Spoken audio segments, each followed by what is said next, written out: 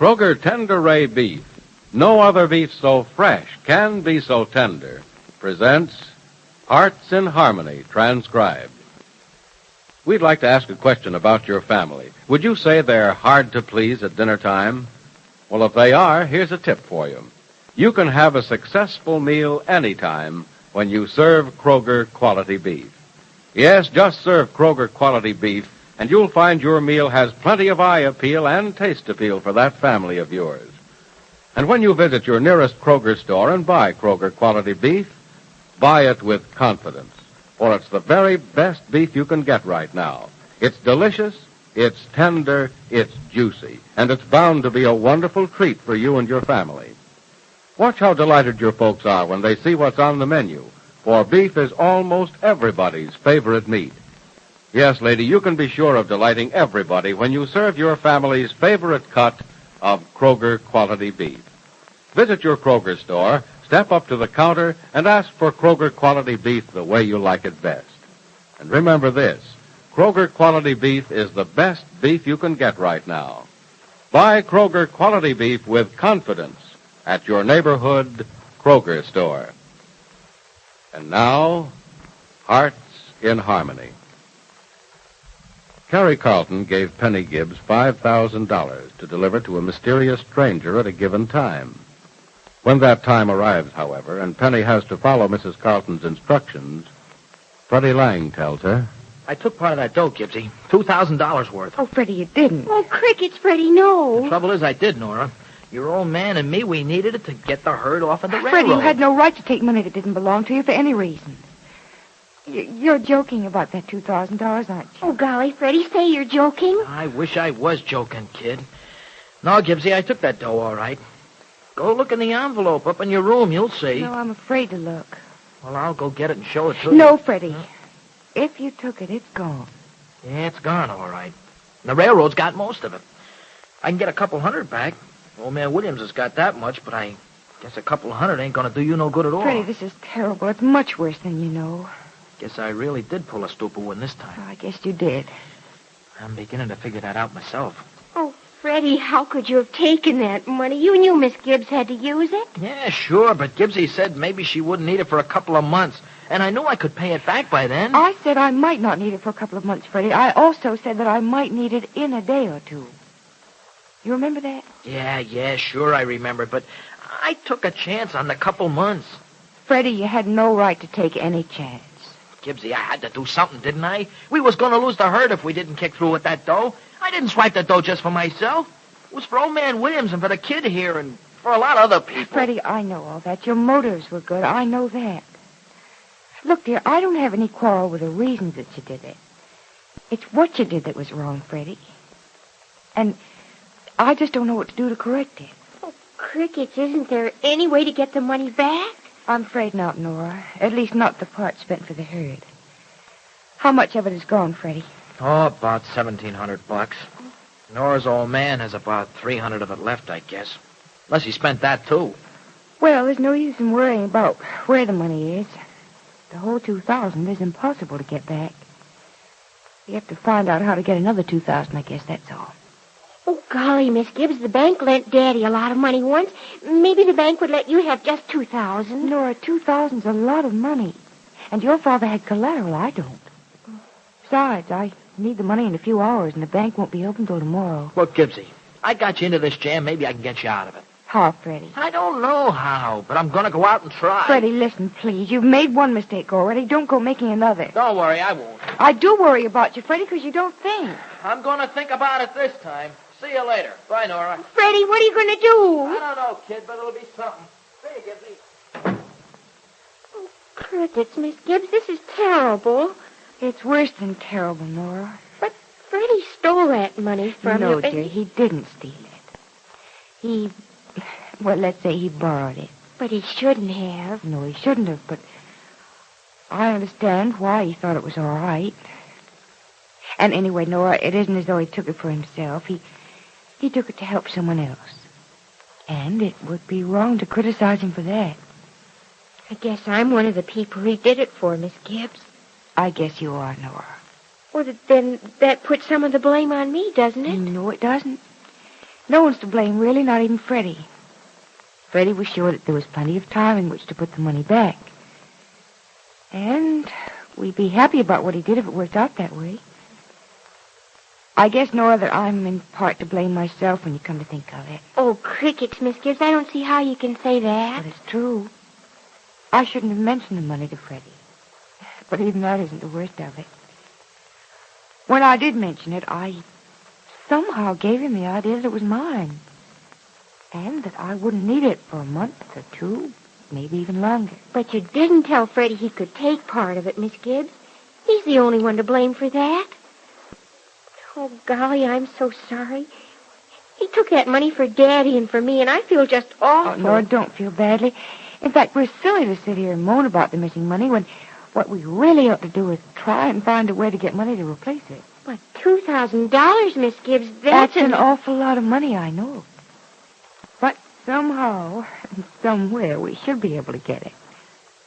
Freddie went out to see what he could do about it. What do you think he had in mind? There's no way of telling, Nora. There's never a way to guess what Freddie will do. Oh, I hope he isn't going to take it from somebody else.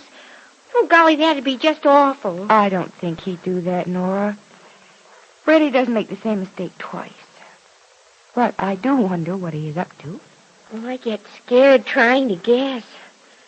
Whatever it is, it'll have to be done fast, though, won't it? When do you have to deliver the money? At 9 o'clock. 9? Oh, crickets, it's after 6 now. I know, Nora. I'll have to leave here at 8:30 to deliver the money by 9. And I must be there at 9 sharp. Oh, golly, we have just a little over 2 hours to find $2,000. $1,000 an hour. Yeah. Oh, Nora, what are we going to do? I don't know.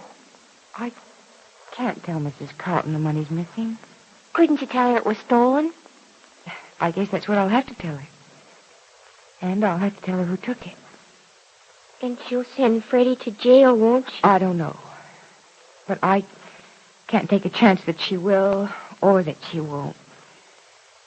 Freddie didn't steal that money, Nora, but I don't expect Mrs. Carlton to feel that way about it. And I think that's why I don't think I should tell her that Freddie took the money. But, Miss Gibbs, if we can't get $2,000 before 8:30 tonight, what'll you do? Nora, I don't know what I'll do. Maybe I'll just go ahead with my plan. Deliver the $3,000 and maybe I can promise the remaining $2,000 later. That'd be a way to get more time anyway. Well, would just $3,000 be all right? I don't know, Nora. I wish I did know. If I could be sure of Mrs. Carlton's reaction, I'd tell her about it, but she's bound to feel that Freddie robbed her of that money. And you can't blame her for that. Well, couldn't you explain, Miss Gibbs? I suppose I could, and I would, except Mrs. Carlton's so unpredictable. This is my first important job for her, Nora. I know. And it's also the first time I've failed her. The results may be disastrous. You're afraid that she'll tell you... Hi, folks. Hello, Freddie. Back so soon, Freddie? Well, I look like I'm back, don't I? Well, you haven't been gone very long. You got the money this quickly, Freddie? Nah, kid, nah. As soon as I got outside the house, I knew there wasn't a Chinaman's chance of getting no $2,000 in just a couple hours. So I just walked around the block and did some thinking. I wish you'd done some thinking before you took the money, Freddie. So do I, Gibbsy. But look, I got some kind of an idea now. Gibbsy, what were you going to do with that money? I mean, what were you going to do with the 5 Gs? Never mind what I was going to do with the money. Now, look. Can't you give just 3 Gs on account and sort of slip in an IOU for what's missing? I've already thought of that, Freddie. But that's a little too risky. I think maybe Miss Gibbs should see Mrs. Carlton about the money. Don't you, Freddie? No, that's out, Nora. Why, that old lady would tear Gibbsy apart. No, Gibbsy, you don't want to ever go up. Hey, wait a minute. Hey, maybe that ain't such a bad idea. What happened to the money, Freddie? Yeah, I know. That's why maybe it's not such a bad idea. Look, Gibbsy, you can say that I swiped it. And then it don't make no fault of yours at all. It makes you look like a thief. Well, maybe that's what I am. I wouldn't say that. Freddie, you just thought the money was mine and that I wouldn't have any use for it for a while. Yeah, sure, but you don't have to tell old lady Carlton you said anything to me. Look, You can tell her that I must have just found it and swiped it because I'm a no-good bum who's always swiping something. You know what that'd mean for you, don't you? Yeah, I know about it, Gibbsy, and I also know what it's going to mean if old lady Carlton thinks that you took the money or shout off your mouth to me about it. Freddie, if Mrs. Carlton thinks you're a thief, he'll go to jail. Yeah, I know that, too. But look what's going to happen to Gibbsy if that Carlton dame blames her for losing the $2,000. Gibbsy, you just No, gotta Freddie, go up and tell I'm that... not going to tell Mrs. Carlton that you stole the money. If I tell her anything, I'll tell her the truth. Well, then you ain't going to tell her anything at all. Now, look, can't you store whatever you got to do with that dough? Why don't you just call up the old dame and tell her that you're sick or something? Freddie, it's very important that I keep... Oh, it's the phone, Miss Gibbs. I'll get it. Never mind, Nora. I'll go get it. All right. No kidding, Nora. You and Gibbsy want to take a couple of pokes at the... Hello? Hello? Is Miss Gibbs there? This is Penny Gibbs. Oh, Miss Gibbs, you haven't left yet. That's good. This is Carlton. Yes, Mrs. Carlton.